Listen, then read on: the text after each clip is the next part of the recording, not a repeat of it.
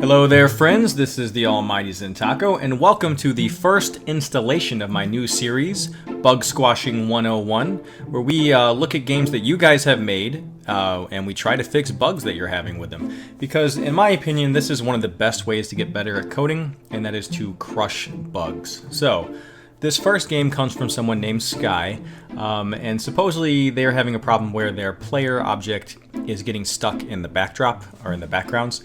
I'm pretty sure I know how to fix this, but we are going to look at it first to see. So here's a video they sent. Let's see what it looks like.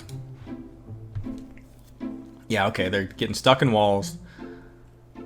Right off the bat, I would guess that this is probably an issue with the hotspot, or a using fine collision detection. Also, they're falling into the ground, so they probably also, I imagine, are having a problem with I think that every animation of the frame probably has different size sprites, and that's a problem for a couple reasons. I'll explain why in a second. So let's go ahead and open up their game file and take a look at it.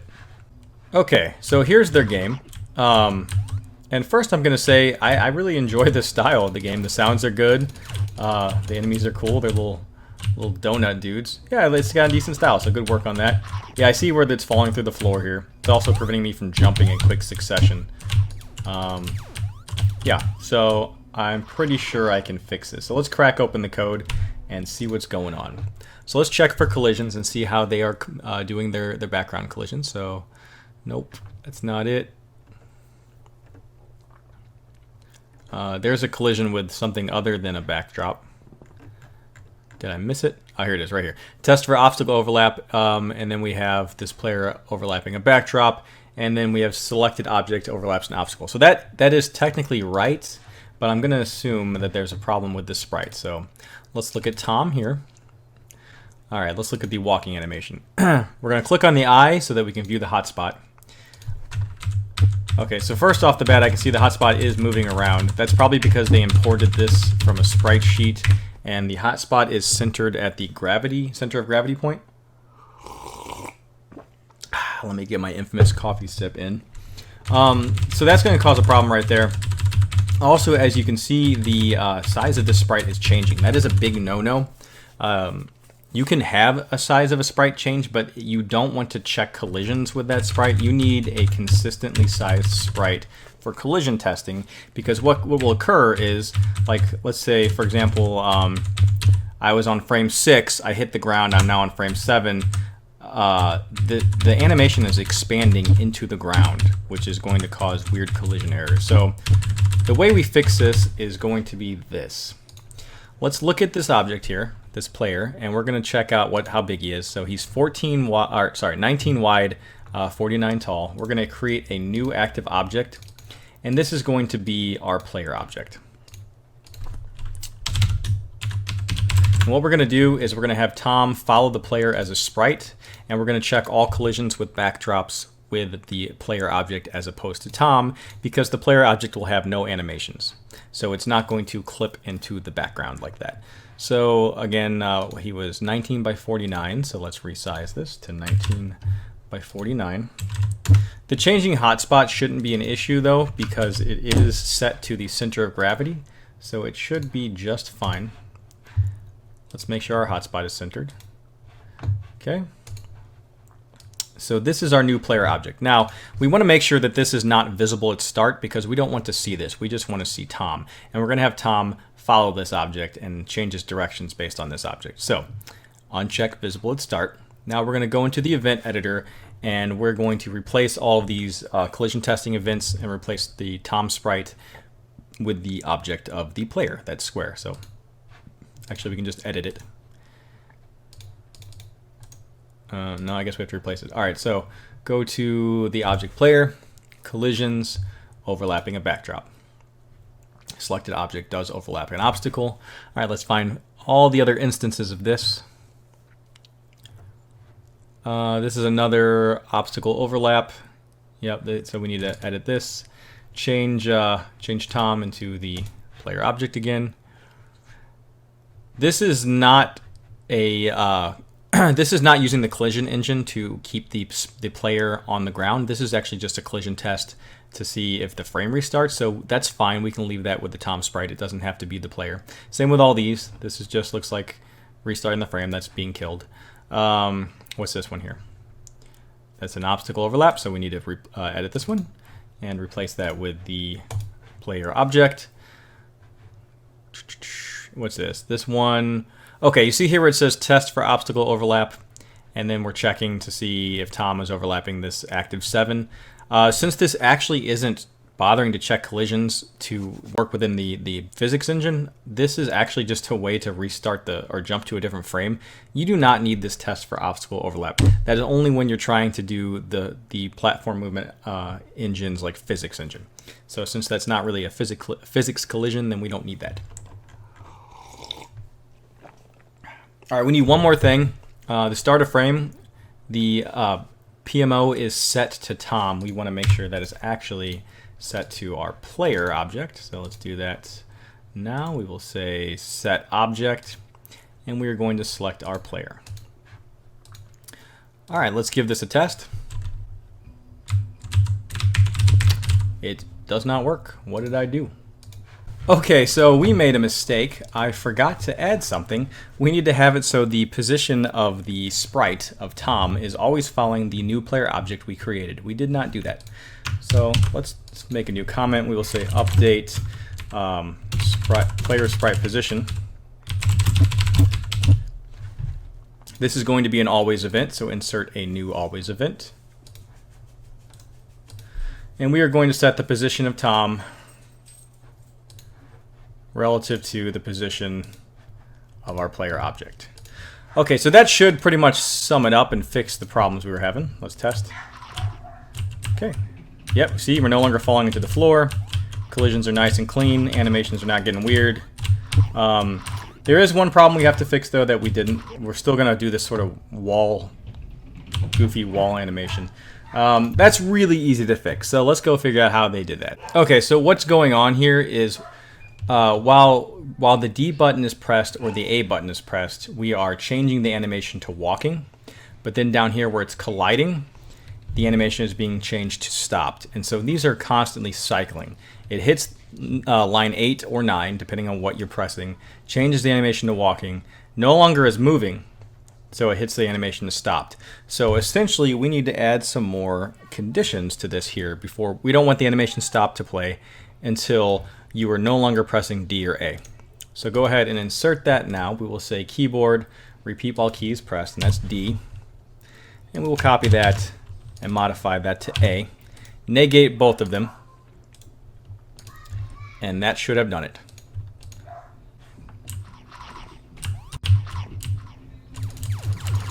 Get out of my way, you stupid donut. All right, there we go. Problem solved. So all the issues that Sky was having with this should now be fixed. So if you guys had similar problems in your games, this is how you go about fixing it. Here is another game. Let's take a look at this one. Supposedly the problem this game is having is, hold on, first let's just look at this. Is kind of cool. I like how they have this nice 360-degree movement. They can change weapons. That's cool. Look at that shotgun. Okay, so the problem they said they were having is that collisions break down. See the rat? Supposedly collisions break down when there are too many objects on screen. Now these are all physics objects, these bullets, so that might have something to do with it. Let's just keep spawning these things and see if we can replicate this problem. Killed the bat. Bye-bye bat. Oh, we got 149 objects. They said it is when it... Okay, yeah, they were saying the problem happened when it hits about 100.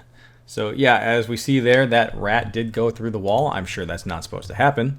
So let's find out how they are doing rat collisions. Those pesky rat collisions.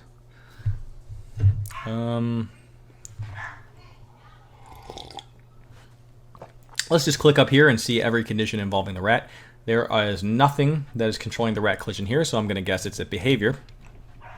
Click on the rat, find a behavior. There's a behavior. Let's take a look at it. Okay. When the rat collides with the background, set x speed to x speed times a -1. So what they're doing is whenever the rat is colliding with the background, they're flipping the x speed variable, which is perfectly fine. The problem they are having, I think, is because they're using the physics engine. what they're doing is they're getting too many objects on screen, and it's bugging out the built-in Fusion collision detection. So we can fix this, and here's why. You see the collide expression, or sorry, the collide trigger or condition, that is only called once, and that's only called when the object collides with the background the first time, not while it's overlapping. So what we can do to fix this is replace this with collides and set it to overlaps with. Watch. Replace, we'll say collisions, overlapping a backdrop. So now this will get called constantly as long as that rat is overlapping a backdrop. But that will have a slight problem, which we're going to have to work around. See, because it might work, but it might not, because when this triggers, the rat might be in the wall, and that would then essentially keep flipping this X speed back and forth between a negative and a positive value, and who knows where the rat's going to end up. So we need a little more control over this. So to do that, we are going to add another alterable value to this rat. We're going to call it buffer. And what we're going to do is create a cooldown timer so that this event can only be triggered every so often. We don't want it to be able to constantly trigger, so we don't want to have any problems like that. So we will go here and we will insert a new condition. Go to the rat, and we are going to compare it to an alterable value, and we are going to check if buffer equals 0. So only when buffer equals 0 will we flip this around.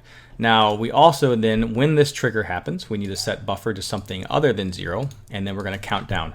I think 10 should do it. That's essentially going to be 10 cycles of our program. Here at the bottom, we need to check the the value of buffer, and if buffer is greater than 0, we want it to approach 0. So then we are going to subtract 1 from buffer. So this will bring buffer constantly down to 0 if it is not 0. So what that means is the rat will hit the backdrop. If the buffer is 0, it'll flip it. That'll give us then 10 cycles to get that rat out of the wall. So that should work, and hopefully this fixes this problem with too many collidable objects. All right, let's get rid of that bat. Jump this over to about 150. All right, cross your fingers. Boom. Rat works fine. Collisions are perfect. Okay, so that's actually a more robust way of doing collisions. I know in my platform movement tutorial, I actually used I believe I used the test for collision with the enemy instead of the overlapping method I'm showing you here. This is the more surefire way to do it. So hopefully that helps you out there with this mouse jump run game. Let's look at the next one. Alright, so this next game comes from Victor Games 200, and he says that I would really appreciate it if you took a look at a game I'm trying to make. It is a top-down shooter game, but the problem is that the zombies walk towards the player but look in another direction, and when I shoot a bullet, it does not shoot at the gun but in the chest of the player. You may understand better. Okay, that sounds pretty easy to fix. It sounds like an issue with hotspots, or action points or something, and having the guys turn to you shouldn't be too hard. So let's go ahead and look at the game. Click the left button to shoot, kill all the zombies. If you hit a zombie, you lose. Click me to start. Okay. Yep, so the bullet seems to be coming out of the guy's backpack, and the zombies don't even seem like they're trying to turn to face you. That's fine. Okay, this should be pretty easy to fix. I would like to say, though, the graphics are pretty nice for what's there. I do like the player and the zombies. I don't know if you made this, Victor, but if you did, good work. We should be able to fix this pretty easy. Let's go to level 1. All right, let's get a look at this player, and let's take a look at his hotspot. Okay, so first of all, his hotspot should be in the center, not at his gun. But on these other frames, it is in the center where it needs to be. So let's just go ahead and center that hotspot, and let's look at the action point. So the action point is on the gun, on the first frame, but not on any other. So that is why it's shooting out of his backpack. So if we hold in the Alt button and then click where we want the action point to be, it will update it for all frames of animation. So let's get it to the tip of the gun here. All right, that fixed that. Let's let's go ahead and run this and see if that worked. No, still shooting weird. It's also shooting when you shoot up, it shoots diagonal. That's strange. Okay, so something else is going on too. Let me see how he's shooting this thing. Okay. User clicks with left button. He is launching a bullet at speed 100 towards 0, from his reticle. Okay, that makes sense. Let's look at the bullet. No behaviors on the bullet. Let's take a look at the sprite. Okay, right off the bat, there you go. His hotspot is way off of it. So is his action point. So we want the action point and hotspot of the bullet to be kind of like at the tail of it. So we'll just quick move it right there and there. And I also notice here he has all these different frames of animation for this bullet. You could actually just set it up so that the direction the bullet rotates when you shoot it and it faces the reticle for his gun. But you can also do it this way. It'll give you way less angles to work with though.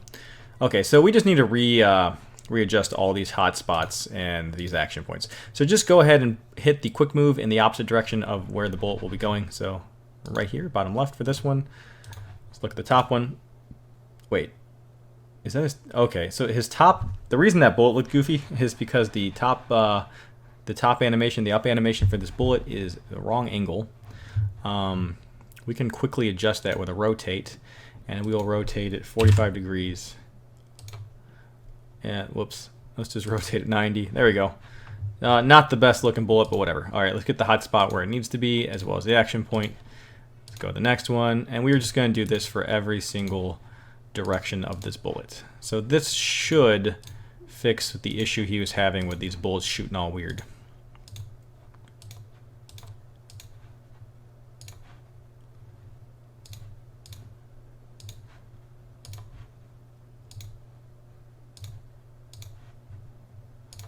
Okay, let's test that again. All right, much better. So now we are shooting out of the gun. The bullet is, pretty good. It would look better if you had more angles on the bullet, if you rotated it dynamically, but this is fine. This works. So now we need to rotate these zombie dudes. So let's see if these zombies have a behavior or something. No, they got nothing.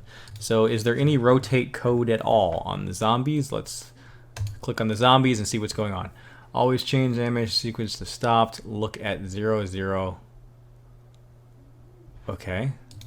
Well, that just changes their direction. They only have one direction. So the reason this isn't working is because he only has one direction of animation. And what that would do is to have an object look at another object. It changes these directions here. So he only has one direction, but if you had 4 directions, it would get the direction that's closest to it. So like if it was like right here, it would pick up. But we're gonna rotate these dudes dynamically. So we're gonna click on the zombie. I don't know what alterable value A does, so I'm not gonna mess with it. We'll make a new one. We will call it angle to player, and we will add a new behavior. I can see that the player is not imported, so we're gonna import the player object. If you don't do this, sometimes Fusion crashes. Okay, we are always going to set the alterable value of angle to player to, hopefully I don't do this backwards. All right, to, where is this? We are looking for an angle of a vector, and that is under position. So angle of a vector. And we need an X point and a Y point. So we're going to get the X point of the player object. So position X coordinate. And we need the Y coordinate of the player object. Okay, so now we have the value of angle to player. And we need to always set the angle of this zombie dude to that value.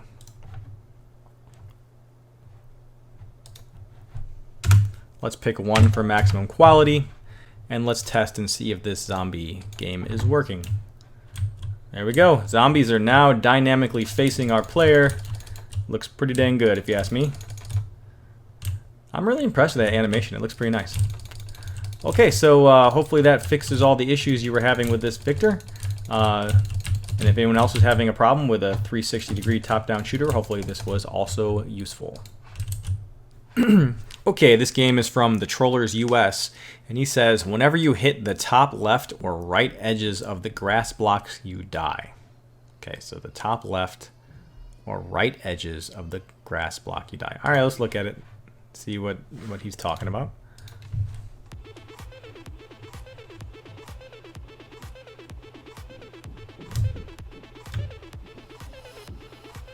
Okay. I don't think that was what he's talking about. I mean, that seems like that's working as intended. Maybe there's a double jump in here. Well, dang. This game looks kind of unbeatable.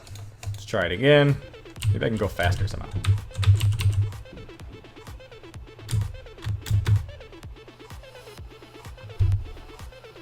Okay. I think that's what he's talking about.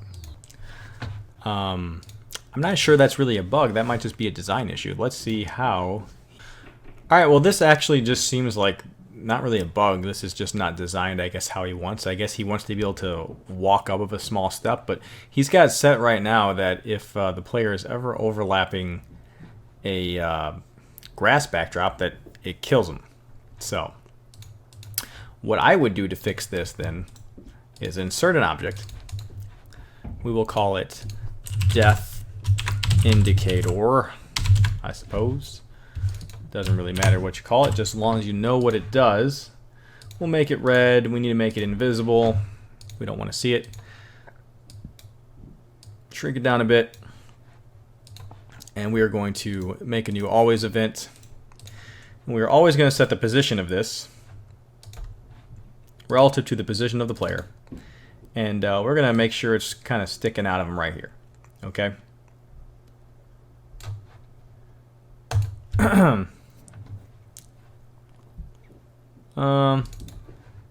I think this will work. Make it a little lower. Essentially, we want to make it so that he can step upward a bit, but that he doesn't actually get killed unless he hits this indicator. So it's going to rise it'll let him walk over small edges. Alright, so collision between, where is it? When he's overlapping this, change animation ouch. We will replace that with collision overlapping another object, and that's the grass. So let's run this and see if that works.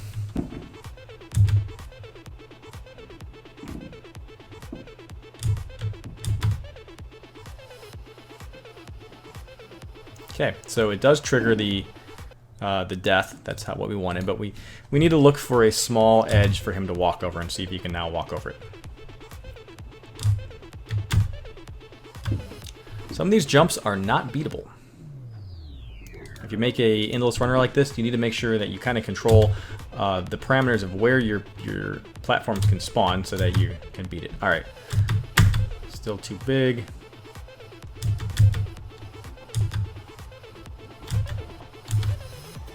Pretty jamming song.